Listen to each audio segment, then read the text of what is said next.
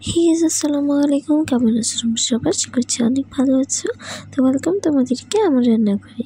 তো গাইস, আজকে আমি তোমাদেরকে বড় মাছের ডিম দিয়ে ডাঁটা ভাজি করে দেখাবো।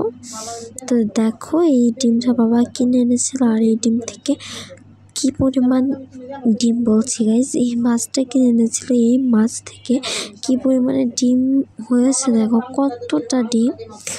তো ভাবলাম এতটা ডিম কি করব, আমার কিন্তু আবার ডিমের এরকম ভাজি অনেক বেশি প্রিয়। তো চলো দেখে আসি কিভাবে এটা তৈরি করতে হবে। তো তার জন্য এখানে মাছ তো কেটে ধুয়ে নিয়েছি, আর ডাঁটা নিয়ে নিয়েছি। এই ডাঁটাগুলোকেও এখন সুন্দর করে এরকম করে কেটে ধুয়ে নিব। দেখো, এরকম টুকরো টুকরো টুকরো টুকরো করে কেটে নিয়েছি। তারপর চুলায় একটি কড়াই বসিয়ে দিয়েছি, তাতে দিয়ে দিয়েছি অল্প পরিমাণে তেল, মানে পরিমাণ মতো, একদম বেশি তেল ব্যবহার করব না এখানে। তারপর পেঁয়াজ কুচি দিয়ে দিয়েছি। এখানে ফোনে আসলে আমারটা সেরকমভাবে বোঝা যায় না কম বেশিটা, তার জন্য একটু বেশি আমি ডিটেলসে বলি। তারপর এখানে পেঁয়াজ কুচি দিয়ে দিয়েছি। পেঁয়াজ কুচিটা হালকা ভেজে নেব। আর এখানে আমি হলুদ 1 চা চামচ থেকে হাফ চা চামচ হলুদ গুঁড়ো, তারপর হাফ চা চামচ ধনিয়ার গুঁড়ো, আর স্বাদ মতো লবণ দিয়ে দিব এখানে। এটা অবশ্যই দিতে হবে, না হলে কিন্তু একটা টেস্ট আসবে না, মশলা বলো ভাজির বলো, তার জন্য। তারপর এখানে দিয়ে দিলাম জিরা কাঁচামরিচ, আর এদিকে এটা ভাজি হচ্ছে। তো বন্ধুরা, এটা ভালো করে ভেজে পেঁয়াজটা ভালো করে ভেজে ফিরে আসছি। ভাজা হয়ে গেছে, এখন মশলা দিয়ে রাখা ডাঁটাটা দিয়ে দিব। আর দেখো বন্ধুরা, এখানে কিন্তু আমাদের পেঁয়াজটা এত বেশি ভাজা হয়নি, একদম অল্প এরকম করেই ভাজবে। আর এটা ডিম দিয়ে খেতে কী যে মজা, তোমাদেরকে কীভাবে আমি বলবো, তোমরা ট্রাই না করলে বুঝবে না।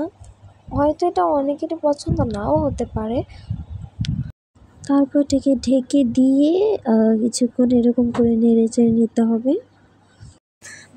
মাঝখানে এটা একটু নেড়ে চেড়ে দিব, বেশি কিন্তু নাড়াচাড়া করার প্রয়োজন নেই। তারপরও চেষ্টা করবে নাড়াচাড়া রাখার, না হলে কিন্তু পুড়ে যাবে। তো এটা এরকম করে ভালো করে একদম নেড়ে চেড়ে যখন দেখবে ডাঁটাগুলো একদম নরম নরম হয়ে গেছে, তখন তোমরা এখানে মাছের যে ডিমটা আমি রেখেছিলাম সেটা দিয়ে দিব আর কি। তোমরা এভাবেই দিবে। মাছের ডিমটা দিয়ে দেওয়ার পর কিন্তু বেশিক্ষণ রান্না করতে হয় না, এটা খুবই কম সময়। তো তোমরা একটু টাইমটা বুঝে মাছের ডিমটা দিবে, বেশি আগে দিয়ে দিলে কিন্তু এটা অনেকক্ষণ রান্না করতে হবে। তারপর দেখো, মাছের ডিমটা দেওয়ার সাথে সাথে এরকম করে চামচ দিয়ে ভেঙে নিলে সবটা ডাঁটা বলো, আলু দিলে কিন্তু ভালো লাগে খেতে। এখানে অনেক সময় আলু ব্যবহার করা হয়। তো আলু দাও, যাই দাও, দিয়ে ভালো করে একদম নেড়ে চেড়ে এরকম করে মিক্সড করে নিতে হবে।